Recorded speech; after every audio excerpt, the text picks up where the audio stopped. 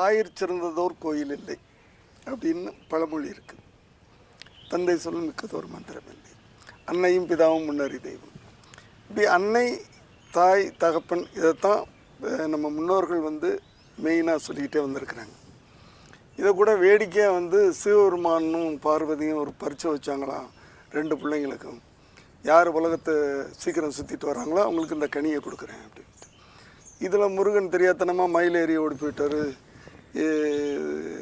இவர் விநாயகர் டப்புன்னு 2 பேரையும் சுற்றி வாங்கிட்டாருன்னு சொல்கிறோம். இப்போ முருகரும் கடவுள்னு சொல்கிறோம், இவரும் கடவுள்னு சொல்கிறோம். அவருக்கு தாய் தகப்பந்தான் உலகம்னு தெரியலையா? இது எதுக்கு சொல்லியிருக்காங்க இந்த கதை?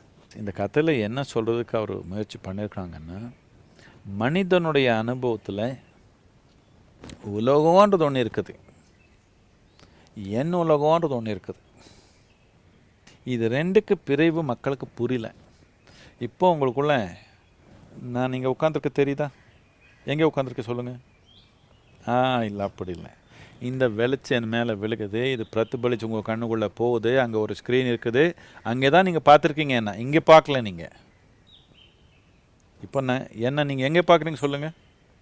உங்களுக்குள்ளே தான் இருக்கிறேன் நான். இப்போ இப்படி பார்த்தா இந்த ஆகாயம் எல்லாம் எங்கே இருக்குது பாருங்கள், உங்களுக்குள்ளே தான் இருக்குது.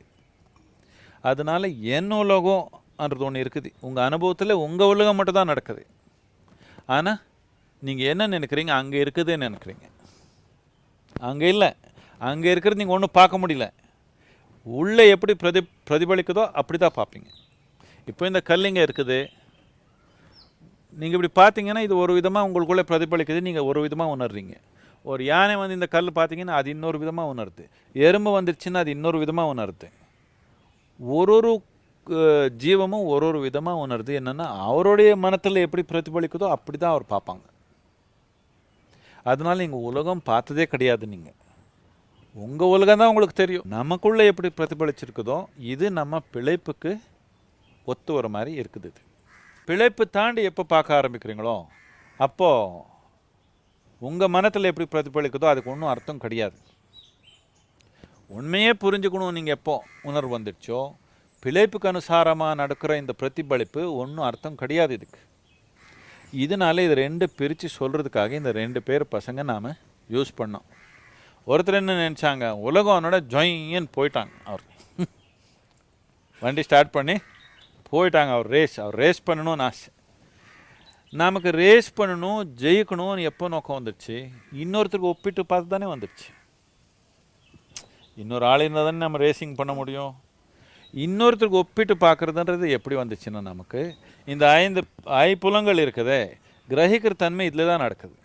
இது எல்லாமே நாம் ஒப்பிட்டு பார்த்து தான் நாம் புரிஞ்சுக்க முடியும்.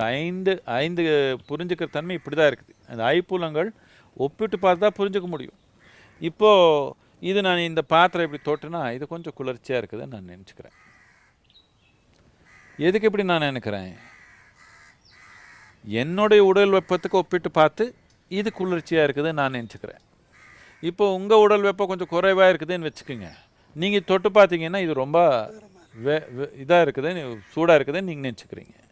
அப்படின்னா நீங்கள் புரிஞ்சுக்கிற தன்மை எல்லாமே ஒப்பிட்டு பார்த்து தான் இருக்குது. இது கார்த்திகேயனோட தன்மை. நீ ஜெயிக்கணும்னு சொன்னோட அவனுக்கு மேலே நான் வேகமாக ஓட முடியும்னு ஓடி போயிட்டான். இவனு உட்கார்ந்த இடத்துலையே உட்கார்ந்தான். இவனுக்கு தலை பெருசு தானே. இவனு உட்கார்ந்த இடத்துல உட்காந்து யார் கூட ஜெயிக்கிறது, என்ன உலகம், எங்கே இருக்குது உலகம், நீனு மனத்தில் பார்த்து தானே உலகம். என் மனத்தில் எங்கள் அப்பாவே எனக்கு உலகம், நான் இங்கே சுற்றிக்கிறேன். இந்த 2 தன்மை வெளியப்படுத்துறதுக்காக இந்த மாதிரி நீங்கள் என்ன புரிஞ்சுக்கணுன்னா, இந்த கலாச்சாரம் முழுக்கமாக இப்படி தான். ரொம்ப ஆழமான விஞ்ஞானம் உங்கள் புரிய வைக்கணுன்னா அதுக்கு நாம் ஒரு கதை ரூபமாக சொல்லுவோம். அதுக்கு ஒரு கேரக்டர் உருவாக்குவோம். எதுக்குன்னா மனிதன் உணர்வு பூர்ணமாக புரிஞ்சுக்கணுன்றதுக்காக. இதே நாம் ரொம்ப சயின்டிஃபிக்காக சொல்லிட முடியும், A+B இப்படி, இது நம்ம பெர்செப்ஷன்னு, வெளியே உலகம், ரியாலிட்டி எல்லாமே பேசிட முடியும். ஆனால் நீங்கள் காரண அறிவுபூர்வமாக பார்ப்பீங்க, உணர மாட்டீங்க. உங்கள் உணர்வு வைக்கணுன்ற நோக்கத்தில் இது நாம் கதை ரூபமாக சிவன் அங்கே உட்காந்தான், 2 பேர் பசங்க உருவாக்கணும், அவனுக்கு ஒரு ஆள் இப்படி ஓடி போயிட்டான், இன்னொரு ஆள் இங்கே சுற்றிட்டான், இல்லை, ரெண்டு பேரும் கடவுளாக இருக்கிறதுனால தான் இப்போ கடவுள் இல்லை இல்லை ஒரு கடவுள் இதுதான் உலகம்ன்றார், ஒரு கடவுள் இதுதான் உலகம்ன்றார் அப்படின்னு நான் எடுத்து. அப்படி இல்லை. இது நம்ம ஒரு ஆழமான ஒரு விஞ்ஞானம் வெளியப்படுத்தணும், எல்லாருக்கும் புரியுற மாதிரி மட்டும் இல்லை, எல்லாரும் உணர்ற மாதிரி விஞ்ஞானம் இருக்கணும். யாருக்கு புரியாத விஞ்ஞானம் வச்சு என்ன பண்ணிக்கிறது?